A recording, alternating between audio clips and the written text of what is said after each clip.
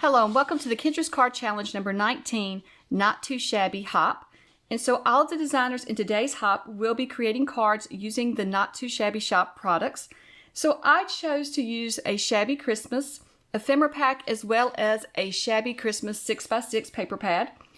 And I've gone ahead and I have picked out a few ephemera pieces that I want to try on my card. And today I want to create two cards. So I'm going to start out first by choosing two sheets of paper. And so I am just giving you a little close-up of the paper pad. It's got some really pretty colors in it. I love that it's got the pinks and the reds. I love reds for Christmas, but I love when pink is added in as well. So today I want to try creating two cards just using two sheets of the paper. Now, the Kendras card challenge is where you use 6x6 sheets of paper to create 15 cards. But today I'm only going to be creating two cards. I'm not going to create all 15 cards. So I'm going to start out first by cutting out my pieces for card sketch number 5. And then I will cut out the pieces for the next card before I create it. So I'm going to go ahead and cut out the pieces for card number 9 as well. And I'm just using the scraps that's left over from my first card. So I really love using up my scraps and not making more scraps. So I thought creating these two cards together today would be a perfect way to not be wasteful with my paper. So while I'm working on my card, I want to talk a little bit about the Not Too Shabby Shop. And so the Not Too Shabby Shop is a super sponsor for Kendras Card Challenge number 19. And we absolutely love our sponsors. That is what keeps our challenge going. Kendras Card Challenge has a lot of prizes and giveaways and different things throughout the 3 months that the challenge goes on. And so our sponsors and super sponsors help to keep this challenge going and help with those prizes and different things. So we absolutely love our sponsors, but I also just love the Not Too Shabby Shop. So if you follow my channel, you know that I am on the Not Too Shabby Shop design team. I'm on their quarterly design team. And I'm on the team because I just love the products. So I was on the team many years ago, and then I had to take a break for health reasons. And so now I'm back on the team. But I chose to be back on this team because I love her products. So the Not Too Shabby Shop has products from other companies, but she also has her own products as well. And that's what I really love is the paper pads and the ephemera packs and the stamp sets. I have a lot of fun creating cards with just a paper pad and ephemera pack that matches. It makes it so easy to put a card together. Just like this card, I added all the pieces, and now for my decoration, I'm just going to add the little poinsettia as my ephemera piece to the top there, and it makes it so simple to put a card together, especially if you do not love to color. I love to color sometimes, but then there's other times where I just want to make a card, but I don't really want to color. So I love the ephemera pieces for these times. Especially if you're making up a bunch of cards for Christmas, I find that having the paper pad and ephemera that matches makes those cards come together so much faster, and you can get more cards done if you have a lot that you need to send out. Also, this ink pad here that I'm using came from the Not Too Shabby Shop as well. So there are other products in the Not Too Shabby Shop, but I really love to talk about Jamie's products and Jamie is the owner of the Not Too Shabby Shop, and I really like to talk about her products because that's the products I absolutely love in the shop. So I did order some stamp pads when I ordered this paper pad and ephemera pack, and I ordered a stamp set that I'll be sharing with you all later on in the month. But since it's July, I wanted to do a little bit of Christmas in July for my Kendras card challenges this month. So I don't know that all of my card challenges will be Christmas, but I thought it would be fun to get some of my Christmas cards made ahead. So that's what I'm doing with Kendras card challenge this month. I'm also going to be using this paper pad in another project coming up, so be sure if you're not subscribed to my channel and you would like to see what I create with it. This time it's going to be not cards, but another project. So if you'd like to see what I create with this paper pad, be sure to subscribe and turn on the notification bell so you'll be notified when I upload my videos. So I'm finishing up sketch number 5, and I love how simple this card was to put together. Now I am going to pop up with some foam tape the poinsettia. I thought it would look good just to pop it up there on the banner. And this card itself could be, you could make up a bunch of these in an afternoon so that you would have a bunch of Christmas cards. But I love creating a variety of cards. So I've never been one to make up a bunch of the same exact card. That's why I love Kendra's Card Challenge. I love that you can take 6x6 sheets of paper and create 15 cards, and they're all something different. So it's not the same cut or not the same layering.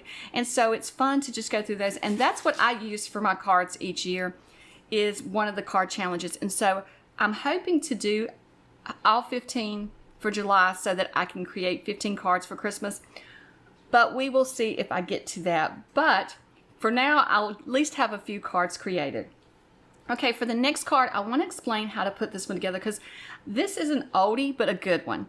I created these years ago, and I absolutely love this style card. So I was excited to see that this one was on the challenge.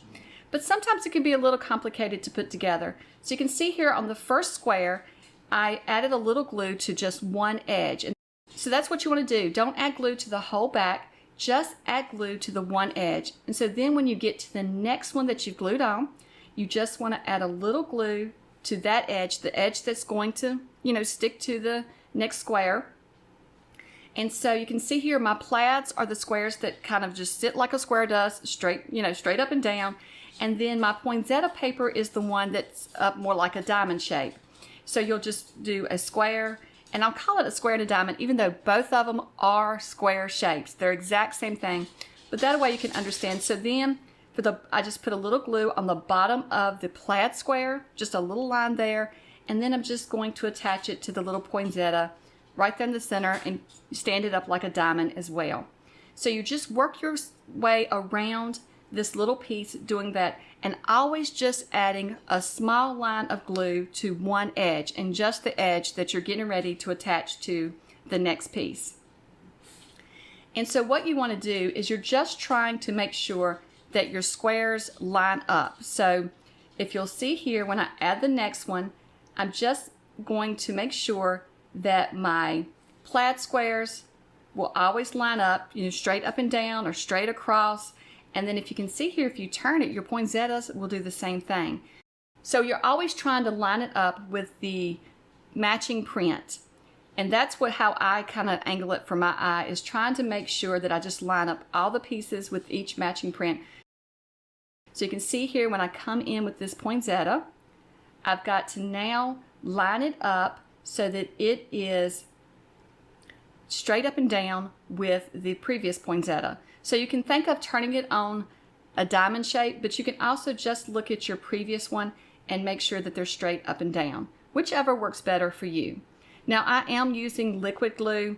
Liquid glue gives you a little bit more time to maneuver it, but also you can see here that it causes it to slide when I'm trying to work with it. So you'll have to decide which glue works best for you, if you need to use double-sided tape or if the liquid glue works best for you. For me, it gives me a little bit more time to move it, but it does cause it to move some. So you can see here, I'm just trying to line up all of the edges and just work my way around, like I said, just adding glue to one edge. And it looks complicated, but it's a very simple little piece to put together, and I think these look so good on Christmas cards. I have created Christmas cards in the past.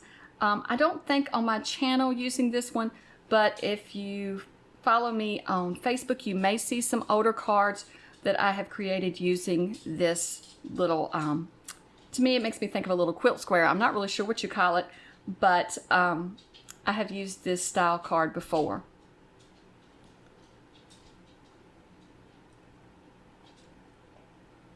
It kind of reminds me of a pinwheel as well.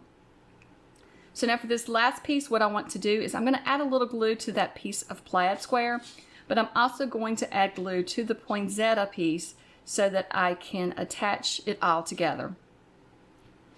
It would have been easier if I'd have added the glue to the poinsettia piece before I put it in, but that day my hands were very shaky. Some days my hands are shakier than others. It just depends on, I have some health issues that causes that, and so it just depends on the day. So I tried to so I could hold everything together, add the glue to it once I got it in, but I think it probably would be easier if your hands are working for you that day to just go ahead and add the glue to that piece before you slide it in.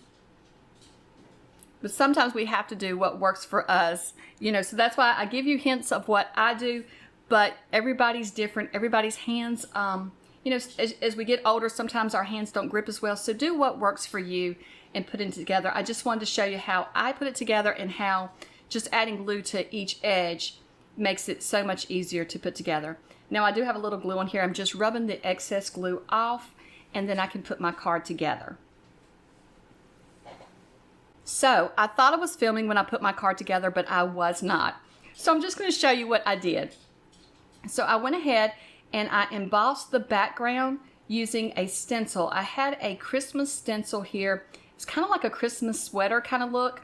So I just used that stencil to emboss the background. And I do have a video showing how I use stencils, and it's in that video of how I emboss with stencils as well. It's a recent video that I came out with. And then I also just added the bow here at the bottom. Now I did not add a sentiment because I wasn't really sure. It tells you to put a sentiment in the right hand side, but I didn't have a sentiment that fit this one. So I decided to leave the sentiment off. And then I did add the little enamel dot there in the center of my little pinwheel or quilt square. And then here is the first card we created. Well, I hope that you will hop along to all of the other designers in today's hop and see what they're creating. I'm excited to see what everyone has created today. Also, I forgot to mention, look in my description. There's also a giveaway to Kendra's Patreon, a 1-month subscription to it. So look in my description for that giveaway form.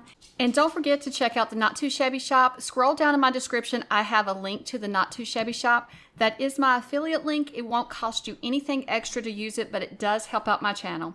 Well, thank you so much for watching, and I hope you have a wonderful day. Bye.